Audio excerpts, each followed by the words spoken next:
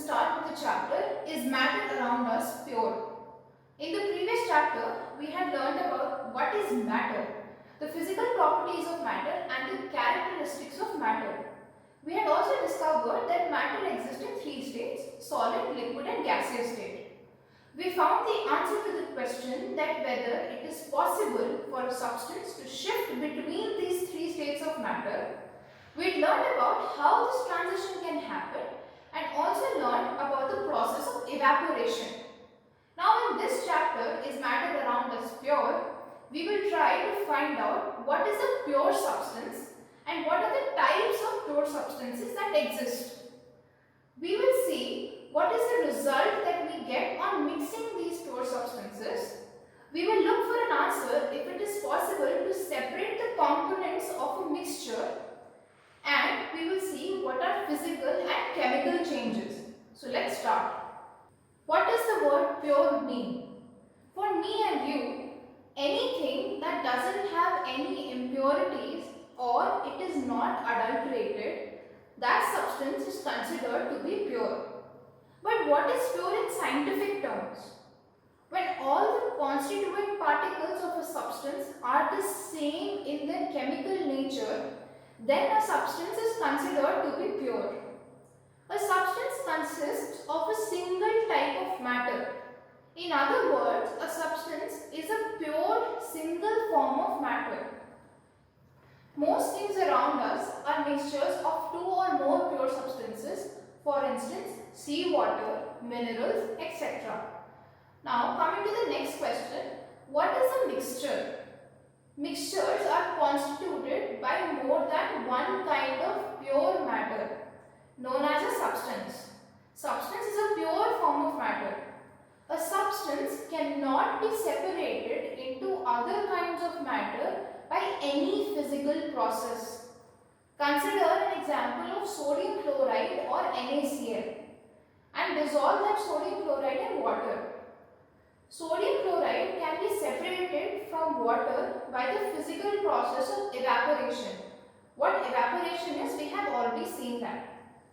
However, sodium chloride in itself is a substance and cannot be separated by any physical process into its chemical components, which means you cannot separate sodium from chloride. Similarly, sugar is a substance because it contains only one kind of pure matter and its composition is same throughout. Let's talk about soil or soft drinks. Now these are not single substances. Does not matter if you get a packet of sugar from a shop near your home or if you get sugar from a shop 20 kilometers away from your home. It will still be sugar and have the same characteristic properties. So the source of a substance does not matter when it comes to the characteristic properties of the substance. Now these individual substances with their distinct characteristics are what make up a mixture.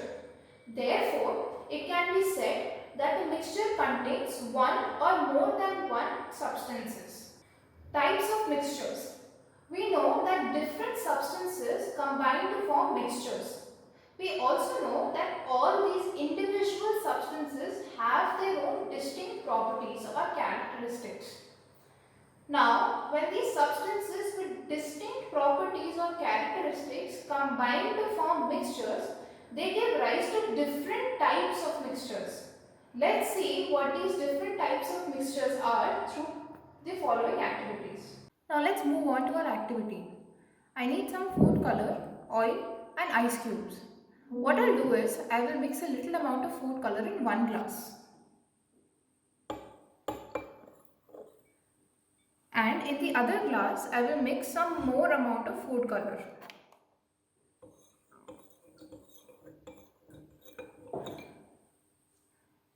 Next, I will mix some oil in water.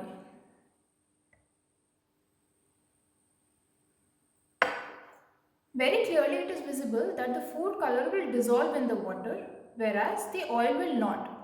Now let's keep all of these next to each other and try to observe the differences between them based on appearance, composition, visibility of different components, etc. Let's observe the glasses with food color. These are the glasses with food color mixed in them. Now both these mixtures have a uniform composition, which means that both the mixtures have dissolved the food color uniformly. The only difference between both of them is the strength of the color. Now we'll see the glass with water and oil, and the glass with water and ice cubes in it. In both these mixtures, we have a non-uniform composition, and also they have physically distinct parts, which means that we can make out the difference between the components of these mixtures.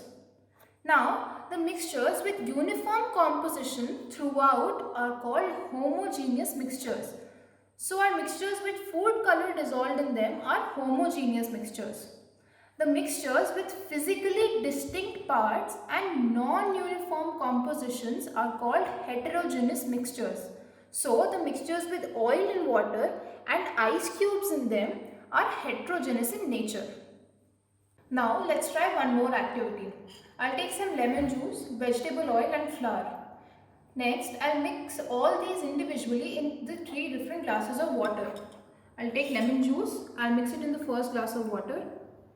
Next, I have vegetable oil already mixed in the glass of water. Now I'll take some flour and I'll mix it in the third glass of water. On observing these 3 mixtures, we see that lemon juice dissolves completely in water. Oil does not dissolve in water and floats on the surface. Flour also does not dissolve in water and floats around with the water in the glass. Based on these observations, can you tell which of these are homogeneous in nature and which ones are heterogeneous in nature? The glass of water with lemon juice dissolved is called a solution. Now, because the lemon juice completely dissolves in the water and it is not possible to point out the components just by seeing them, solutions are homogeneous in nature. The glass of water with oil in it is called a suspension. On shaking this mixture, it will become a little cloudy, but the oil will still not completely dissolve in the water. The glass of water with flour in it is called a colloidal solution. No amount of shaking is going to dissolve the flour in water. Moreover, if the solution is left to rest for some time, the flour particles will settle down at the bottom of the glass. Since in a suspension and colloid, it is possible to visibly separate the components, they fall under the category of heterogeneous mixtures. Now let's see in detail about what are solutions, suspension and colloids. The first thing we'll see is what are solutions. We saw what a solution is, but how to define it.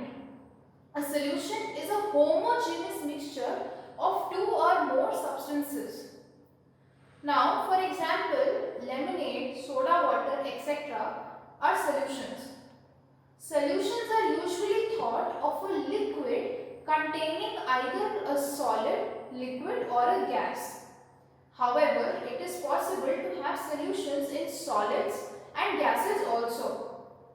Solutions in solids are called alloys, and in gases, air can be a mixed solution. Now, if we taste a solution of lemon juice in water, it will taste the same throughout. As in, when you start drinking the glass of lemon juice or when you end the glass of lemon juice, it will taste the same throughout. This gives one property of a solution, that is, in a solution, homogeneity is at the particle level. In simple words, it means that the particles of the components of a solution are distributed evenly. I just mentioned that solids are called alloys. Alloys are mixtures of 2 or more metals, or a metal and a non-metal. Even though an alloy cannot be separated into its constituent components, they are still considered as mixtures. Why so? This is because alloys show the properties of its constituents and can have variable compositions. Examples for alloys can be brass or hittite. Hittite is an alloy with constituents of zinc and copper. Now zinc is present at approximately 30% and copper is approximately 70% of the constituent of hittite. A solution has two main components, a solvent and a solute. Solvent is the component that dissolves the other component in it. Solvents are usually the component present in larger amount. The component of the solution that is dissolved in the solvent is called solute. Now solute is the component that is present in a smaller quantity or a lesser quantity than the solvent. Let's take a look at a few examples of solutions. A solution of sugar in water is a solid in liquid solution. Here sugar is the solute and water is the solvent.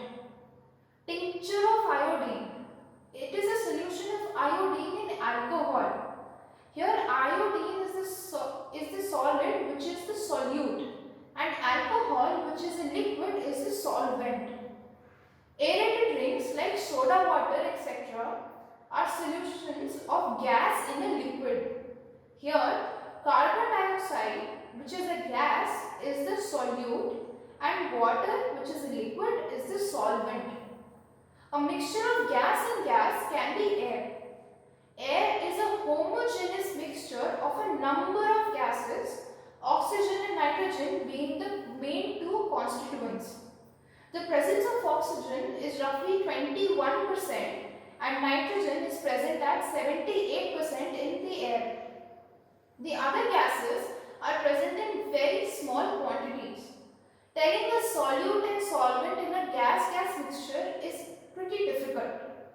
Now moving on to the properties of solutions. We already learned that solutions are homogeneous mixtures. So this is the first property of a solution, that is, they are homogeneous in nature. Second property, now if you remember when we had dissolved lemon juice in water, we could not see the particles by the naked eye. So the particles of a solution are not visible by the naked eye. Why? Because the particles are smaller than 1 nanometer or 10 to the power of minus 9 meter in their diameter. Because of the very small particle size, they do not scatter a beam of light passing through the solution. What does it mean? Now, take a solution and direct a beam of light from a torch through the solution. What will you see? That the path of light will not be visible.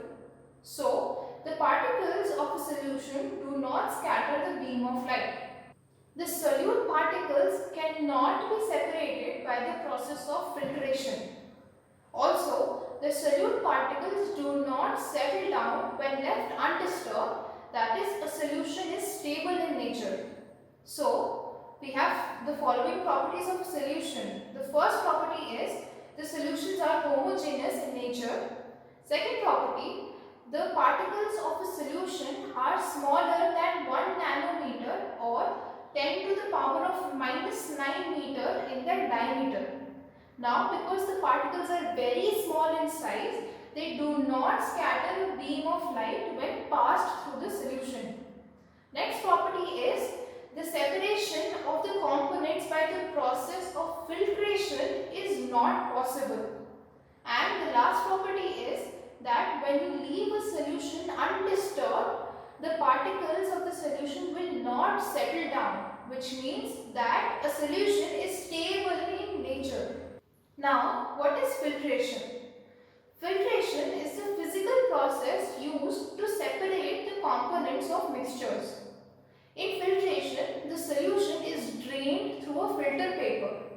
The filter paper traps the insoluble particles of the solution, thus separating them from the other components of a mixture.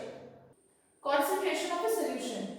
Now, where we were adding different amount of food colors into water, we saw that the result was only varying in terms of the color of the solution obtained. Now, this means that the relative proportion in which the solute and solvent are added can be varied, which means that in a given amount of solvent, how much solute to be added, that proportion can be varied. It is not a fixed proportion. This proportion of the solute and solvent gives the concentration of the solution. Now, depending on the concentrations, a solution can be further divided into three categories, that is dilute, concentrated and saturated solution. Let us consider a situation now. We have two beakers with water in them. In one beaker we will start adding salt, and in the other beaker we will start adding sugar. We keep on adding salt and sugar in these beakers while stirring the solutions continuously so that the salt and sugar can dissolve faster. Once no more salt and sugar can be dissolved in that water, we start heating the solutions and resume adding the salt and sugar. What are we trying to achieve here though? While we are simultaneously heating the solutions and adding the salt and sugar, a certain temperature will be achieved beyond which no more salt and sugar will be able to dissolve in that water. From the above procedure, we can conclude the following things. Number 1. At any particular temperature, a solution can dissolve any solute to a certain limit. When this limit is achieved, such a solution is known as a saturated solution. In simple words, when no more solute can be dissolved in a solution at a given temperature, it is known as a saturated solution. Number 2. The amount of solute present in the saturated solution at this temperature is known as the solubility of the solution. Number 3. What about when the amount of solute in the solution is less than the saturation level? If the amount of solute contained in the solution is less than the saturation level, it is known as an unsaturated solution. Now, one question for you all. What do you think will happen if that saturated solution at a certain temperature is left to cool down slowly? Think about it and tell me about your solutions in the comment section. By observing the situation we discussed, one of the things that we learned was that different substances in a given solvent have different solubility at the same temperature. I had mentioned the term earlier, concentration of a solution. Now, what is concentration of a solution? The concentration of a solution is the amount of solute present in a given amount of solvent, or the amount of solute present in a given solution. Now, this amount can be either the mass or the volume of the solute, the solvent or the solution. The concentration of a solution can be calculated by the formula amount of solute divided by the amount of solution when the solution is given, the amount of solution. Or we can use the formula amount of solute divided by the amount of solvent when the solvent quantity is given in the question. The concentration of a solution can be expressed in two ways, mass by mass percentage and mass by volume percentage. Since we are talking about concentration here in terms of mass and mass or the volume of the solute and solvent. Now, the mass by mass percentage of the solution can be found out by the formula mass of solute divided by the mass of the solution whole multiplied by 100, and the mass by volume percentage of the solution can be calculated by the formula mass of solute divided by the volume of the solution whole multiplied by 100. Now let's try to understand the calculation of a concentration of the solution by taking some example. You are given 40 grams of salt and 320 grams of water, and you are required to calculate the concentration of the solution. The first step that you should follow is you should identify the solute and the solvent from the given compositions. So here your solute will be salt and your solvent will be water. This much is clear. Next, identify what is the unit of the solute and the solvent given. Like, is the solute and solvent given in grams or milliliters or cubic meters? Now, if the solute and solvent is given in grams, that means that you will be required to calculate the mass by mass percentage of the concentration of the solution. If your solute or your solution is given in cubic meters or milliliters, then you will be required to calculate the mass by volume percentage of the solution. The third step is, if the individual mass of the solute and solvent is given, then you will be required to calculate the total mass of the solution. This can be done by adding up the mass of the solute and the solvent, which will give you the total mass of the solution. Then you can apply the mass by mass percentage formula or the mass by volume percentage formula, whichever is the one required. Now let's get on with our given data. So we are given 40 grams of salt and 320 grams of water. We have identified our solute and solvent, which is salt and water. Next, now since we are given the solute and solvent in grams, so we will be required to calculate the mass by mass percentage. Now we will calculate the mass of the solution. So mass of the solution can be calculated by adding the mass of solute, that is 40 grams, with the mass of solvent, that is 320 grams. Now when you add both of these, you will get 360 grams. So 360 grams becomes the mass of your solution. Next, we will calculate the mass percentage of the solution, that is the concentration of the solution given to us. So the concentration of the solution you find is by using mass of salt divided by the mass of solution multiplied by 100.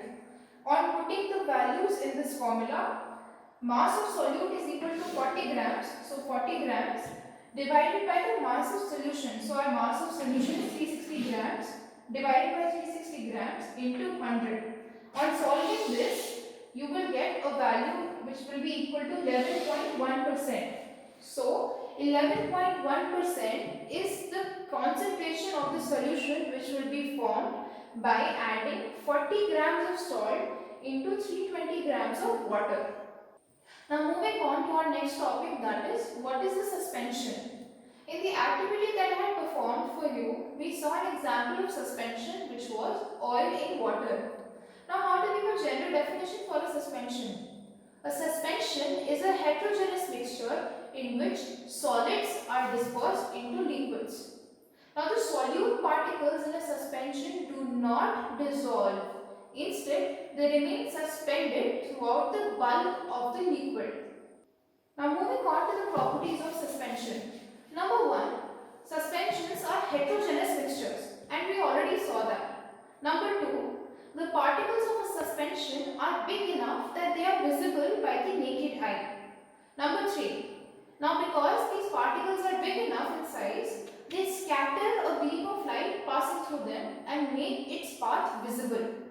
Number 4, the solute particles settle down when the suspension is left undisturbed, which means that the suspension is pretty unstable. However, when the particles settle down, the suspension breaks and the scattering of light is no more possible because of that. The next property is that the components of a suspension can be separated out by the process of filtration. And what filtration is, we have already learned that. Moving on to the next topic, that is, what are colloids? Now colloids are mixtures in which the substances are regularly suspended in the liquid. In simple words, colloidal suspensions are in which the substances are uniformly suspended in the liquid. Due to the relatively smaller size of the particles in the colloids, the mixtures appear to be homogeneous. But colloids are actually heterogeneous in nature, as we have already seen by the activity we had done. Now moving on to the properties of colloids. The first property will be colloids are heterogeneous mixtures, that is, they are heterogeneous in nature. The second property will be the size of the particles of a colloid is too small to be individually visible by the naked eye. However, the particles are big enough to scatter a beam of light passing through a colloid, and it makes the path of the light visible. This makes up the third property of a colloid. Now the scattering of light in a colloid is termed as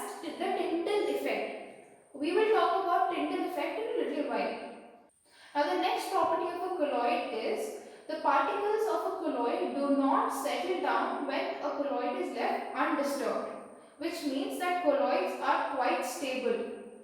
Though they are not fully stable because the particles in colloids remain suspended, but they are different from a suspension. The next property will be the components of colloids cannot be separated by the process of filtration. However, a special technique called centrifugation can be used to separate the components of a colloid. What is centrifugation? It is a physical process used to separate the components of a colloid by applying a centrifugal force using a centrifuging machine or any other similar equipment is called centrifugation.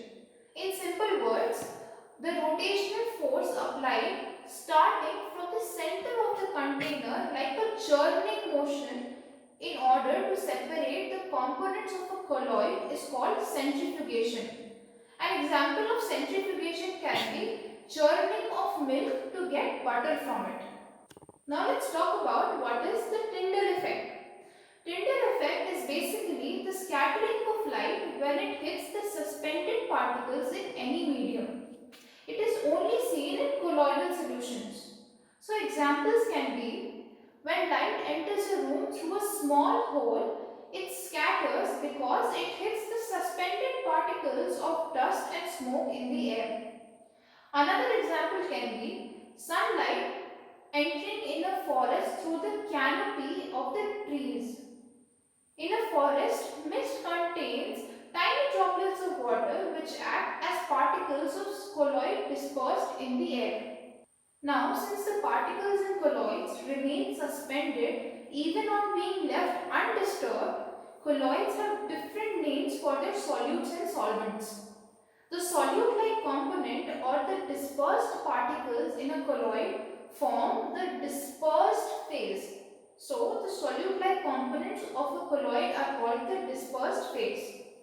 Now, the component in which the dispersed phase is suspended is known as the dispersing medium. In simple words, to relate, a solvent is called the dispersing medium in terms of colloids. Now, based on the dispersed phase and the dispersing medium, colloids are further divided into different categories. Now let's see what are the different types of colloids that can be formed with different forms of matter combining. So with liquid as the dispersed phase and gas as the dispersing medium, the type of colloid that is formed is called an aerosol. And the examples for aerosol can be fog, clouds and mist. Now with solid as the dispersed phase and gas as the dispersing medium, the type of colloid that is formed is called again an aerosol. So the examples can be smoke or automobile exhaust. Now aerosols are the type of colloids which have the dispersing medium as gas and the dispersed phase can be either a liquid or a solid. Then coming on to the next type of colloid, which is a foam. Now foam has gas as the dispersed phase and liquid as the dispersing medium. And examples for foam can be shaving cream. The next type is liquid as the dispersed phase and liquid also as the dispersing medium. This type of colloids are called emulsion. Examples of emulsion can be milk and face cream. The next is dispersed phase as solid and the dispersing medium as liquid. These type of colloids form sol, and the examples for sol can be milk of magnesia or mud. Dispersed phase as gas and dispersing medium as solid form the type of colloid called foam. Now examples for this can be rubber, sponge or pumice. The next type is dispersed phase as liquid and dispersing medium as solid. This type of colloids form gel, and examples can be jelly, cheese or butter. The next is dispersed phase as solid and dispersing medium also as solid. This type of colloids are called solid sol, and examples can be colored gemstone or milky glass.